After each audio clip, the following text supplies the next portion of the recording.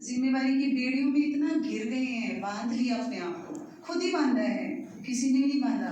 तो अब उस जिम्मेवारी की बेड़ियों को तोड़ना है। जिम्मेवारी तो निभानी है, लेकिन बेड़ियों को तोड़कर अपनी पहचान करनी है। उस पर कुछ पंक्तियां लिखी हैं आपके सामने। हे शक्ति, हे शक्ति, अपनी तू पहचान कर, खुद को ना हैरान कर। शिव शक्ति कहलाई तू, शिव शक्ति कहलाई तू, इसका मान कर। जगत का आधार है तू, इसका सम्मान कर। मोहताज नहीं तू, मोहताज नहीं तू इज्जत और मोहब्बत की। हे शक्ति, अपनी तू पहचान कर, खुद पर एक एहसान कर। जगत ने बहुत ठुकराया तुझे, जगत ने बहुत ठुकराया तुझे, पग पग पर नीचा दिखाया तुझे। जब जब उठना चाहा झुकाया तुझे। चल अब फिर से उठ नई उड़ान पर। हे शक्ति, अपनी तू पहचान कर। खुदा ने स्वयं तुझे इतना ऊंच उठाया है, शक्ति पीठ बना पहाड़ों पर सजाया है। लोग जाते हैं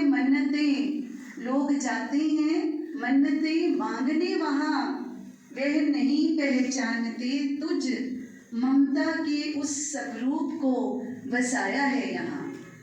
हे शक्ति, अपनी तू पहचान कर। तू ही चंडी, तू ही चंडी, तू ही काली, तू ही लक्ष्मी, तू ही ताराबाई है। आजादी के इतिहास में तू ही नाम उजागर कर आई है। आज के समाज में उठ तू, आज के समाज में उठ तू, अब लेडीज फर्स्ट की जगह बनाई है। हे शक्ति, अपनी पहचान कर। स्वयं के स्वाभिमान पर अब तू अभिमान कर। जगा खुद को, अपने अंधेरे जहान को अब तू प्रकाश कर। बैठ कुछ पल अपने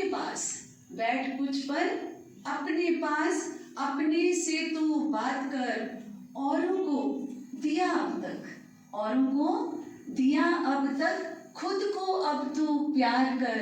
हे शक्ति, अपनी तू पहचान कर, अब खुद का सम्मान कर। Thank you.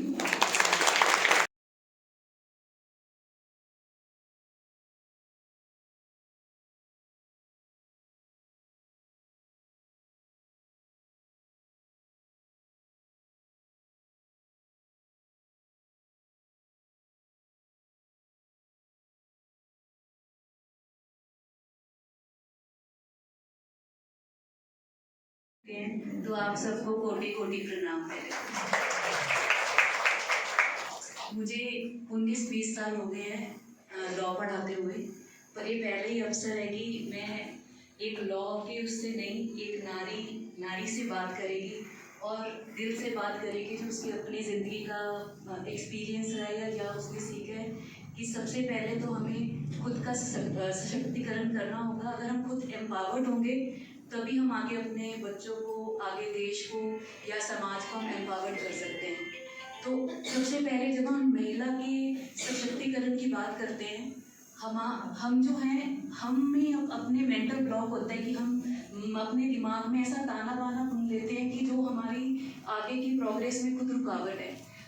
मैं कुछ आज हम जब इंडिकेटर्स की बात करूँगी, जो मेरे इस टाइम मेरी 43 ईयर्स की एज है, जो मैंने अपनी लाइफ में सीखा कि 9-10 इंडिकेटर्स जो लाइफ ने मुझे सिखाए हैं। क्योंकि लाइफ जब सबसे बड़ा हमारा जो शिक्षक है वो ज़िंदगी है। जो ज़िंदगी हमें पाठ पढ़ाती है उसके आगे सब किताब फेल हो जाती है। तो ज़िंदगी ने हमें सिखाया कि क्या चीज़ होनी चाहिए, हमें क्या करना चाहिए और ज़िंदगी हमें कैसे जीनी चाहिए। पहले तो जब नारी सशक्तिकरण की बात है तो मैंने कुछ 2-4 पंक्तियाँ लिखी है, उसके बाद में अपनी ज़िंदगी के जो एक्सपीरियंस है उससे शेयर करेंगे। पर क्योंकि आज नारी दिवस है तो एक जिम्मेवारी के साथ ही मैंने पंक्तियाँ लिखी हैं कि हमें अपने सशक्तिकरण के लिए काम करना चाहिए और हर उस रुकावट को दूर करना चाहिए जो हमारे प्रोग्रेस के बीच में आए।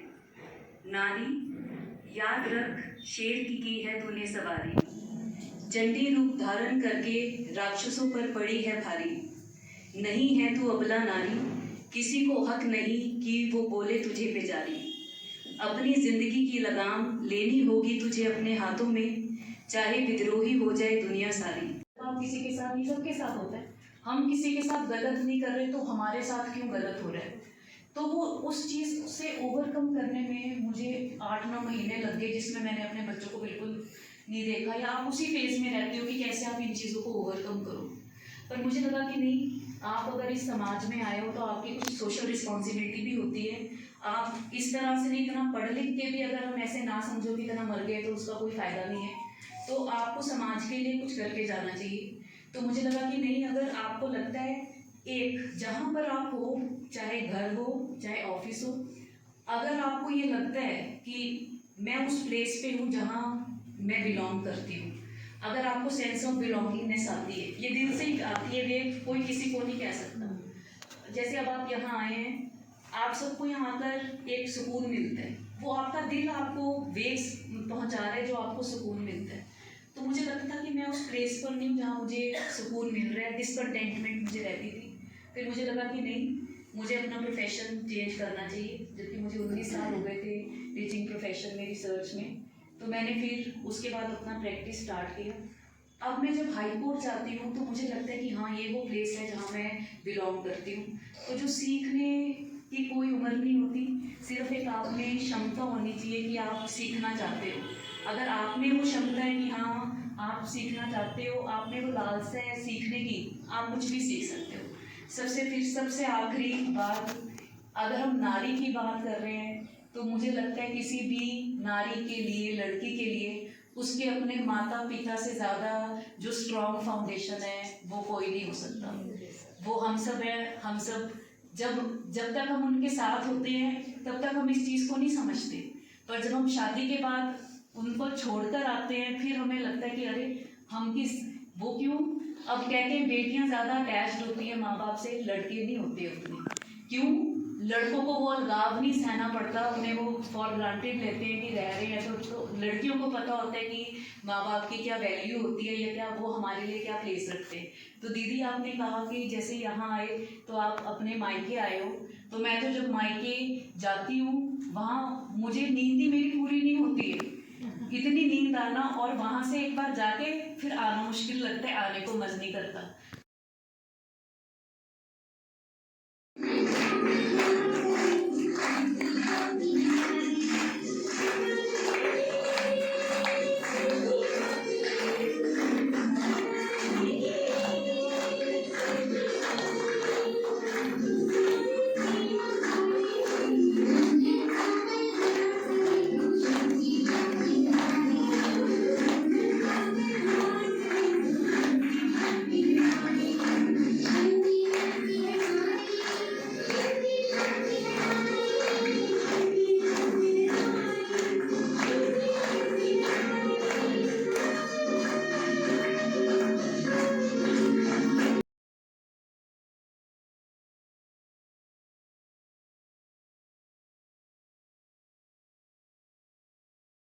ये देखो प्रार्थना है, हर रोज ही करनी चाहिए हमको। किस तरह के उनके विचार होने चाहिए। जैसे नारी शक्ति के बारे में बहन जी ने बोला, कहता मैं शक्ति हूँ, मैं शक्ति हूँ, बहुत अच्छा लगा। फिर साहब ने बोला बहुत अच्छा, बहुत ही अच्छा लगा। मैं प्रैक्टिकली 2-3 बातें आपसे करनी चाहूँगा। देखो, बात हमने बहुत अच्छी की है कि नारी को कहते हैं कि जगाना पड़ता है, ये ऐसी बात नहीं है जो अबला है, ऐसा नहीं। मैं प्रैक्टिकली आप 2-3 बातें बताता हूँ। एक बात, मैं एज इलेक्शन में ऑब्जर्वर इलाहाबाद चला गया तो डिप्टी कमिश्नर के घर रात को खाना था। खाने में वो बातें करते करते मुझे कहने लगे कि मेरी वाइफ माउंट एवरेस्ट चढ़ गई है, शी इज ए डीआईजी इन लखनऊ। तो आई वाज सरप्राइज्ड। मैं कहा मिलाओ अपनी वाइफ को बुलाओ। कहते भी आज तो है नहीं। मैं कहा तो मैं तो मिलना जरूर चाहूँगा। सो मैं मिला तो इट वॉज वेरी सरप्राइजिंग कि कर्नाटका की पैदा होने वाली अपर्णा कुमार, उसका नाम है अपर्णा कुमार। अपने बच्चों को कहो कि नेट पे उसका अपर्णा कुमारी नाम लिख के बहुत अच्छी अच्छी वीडियो है। तो कहता है मैं कर्नाटका की पैदा हुई हूँ, मैं तो कभी स्नो ही नहीं देखा, ना माउंटेन्स देखा, तो माउंट एवरेस्ट क्रॉस कर लिया। मैं बड़ा सरप्राइज हुआ, कैसे हुआ? कहते मेरी एक बार posting Indo Tibetan Border Police में हो गई। तो वहाँ पे जब ना वो ऊपर चढ़ते थे तो मैं चाहती थी कि मैं भी चढ़ सकती हूँ, वो पुराने इंस्ट्रूमेंट थे। देन उसने क्या किया कि मनाली में Atal Bihari institute of mountaineering है, उसकी 1 महीने की ट्रेनिंग की। उसके बाद वहाँ पे उसने बर्फ पे चढ़ा, पहाड़ पहली बार देखा। That it was a great thing. तो अल्टीमेटली उसको ए ग्रेड मिला। ए ग्रेड मिलने के बाद माउंटेनियरिंग की, अब उसने वर्ल्ड के 7 हाईएस्ट पीक्स हैं, दुनिया के 7 पीक्स हैं, जैसे कि अंटार्कटिका में है, रशिया में है, साउथ अफ्रीका में है, अलास्का में है, सभी के सभी जो पीक्स हैं उसने। मैं जब उससे मिला, उसकी इंटरव्यू ली, मैं कहा बहन जी आप बच्चे हैं? कहते हाँ मेरी 2 लड़की हैं, 2 लड़कियां हैं और एक IPS ऑफिसर और DIG लगी हुई है। तो वो औरत को हम अबला कहते हैं, कमजोर कहते हैं, कमजोर नहीं, उसको जगाना नहीं पड़ता, वो तो अपने आप जाग जाती है। देखकर समाज को देख के जागती है, अपने आप जागती है, ऐसे नहीं जागती। दूसरी बात मैं आपको एक बता,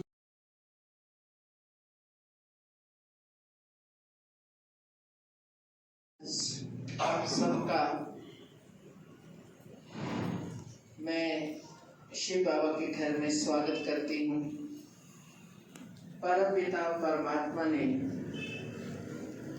नारी शक्ति के अंदर विशेष शक्ति भर करके विश्व परिवर्तन के कार्य के निमित्त बनाया। आप जानते हैं प्रजापिता ब्रह्मा कुमारी ईश्वरीय विश्वविद्यालय को अच्छी तरीके से कि परमात्मा ने एक नई सृष्टि की रचना के लिए, स्वर्ग की रचना के लिए किसको चुना? नारी को चुना। हमारी संस्था के जो मुख्य प्रशासकाएं हैं वो भी नारी हैं, और जितने भी हमारे सेवा केंद्र होते हैं सभी सेवा केंद्रों पर बहनें ही सेवा की संभालती हैं, यहाँ के निमित्त होती हैं, यहाँ के इंचार्ज होती हैं, जो सारी सेंटर को उनको देखना करना। शिव बाबा ने नारी के अंदर वो शक्ति समझी कि नारी ही स्वर्ग स्थापन कर सकती है। क्यों? नारी के अंदर एक ममता होती है, समर्पण भाव होता है, त्याग होता है, सहनशीलता होती है। ये नेचुरल प्रकृति के दिए हुए गुण जो हैं नारी के अंदर हैं।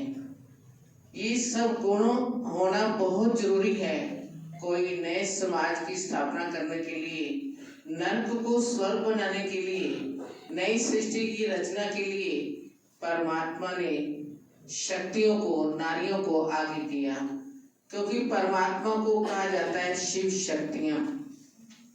शिव शक्तियां, परमात्मा शिव भी शक्ति के बिना कोई कार्य नहीं कर सकते हैं। कहते जब जब सृष्टि पर आश्री वृत्तियों का प्रभाव पड़ा तो परमात्मा ने नारी का आधार लेकर के उनको शिव शक्तियां बना करके उनको आगे किया और आश्री वृत्तियों का श्रृंगार किया। तो भेजा गया राजस्थान के कहते कुछ क्षेत्रों में, ग्रामीण विस्तार में ब्लाइंड ज्यादा पैदाइश हो रही है, ब्लाइंड हो रहे हैं लोग। तो कहा इस पर रिसर्च किया जाए। रिसर्चर्स को भेजा गया कि रिसर्च करो कि ब्लाइंड क्यों हो रहे हैं। तो वहाँ गए 2 व्यक्ति गए सर्च करने के लिए, रिसर्चर्स गए। तो वहाँ उन्होंने जाकर के एक बुजुर्ग को देखा जो ब्लाइंड थे। उनको कहा रिसर्च करने आए हैं, आप ब्लाइंड हैं, कैसे रहा, कैसे हुई? तो उनको सीधा ही पूछा, बात तो सत्य कही, आप ब्लाइंड हैं, आप ब्लाइंड कैसे हुए? हम इस पर रिसर्च करेंगे। तो उसने कहा मेरे पर कोई रिसर्च करने की जरूरत नहीं है, अब जाइए। तो वापस आके बोला, पहला रिसर्च करने वाला व्यक्ति कहने लगे कि देखो सत्य बात कही तो इसको अच्छी नहीं लगी, यही बात अगर मैं धमकी देके कहता तो शायद ये बात मेरे से ढंग से करता। तो उनका उनको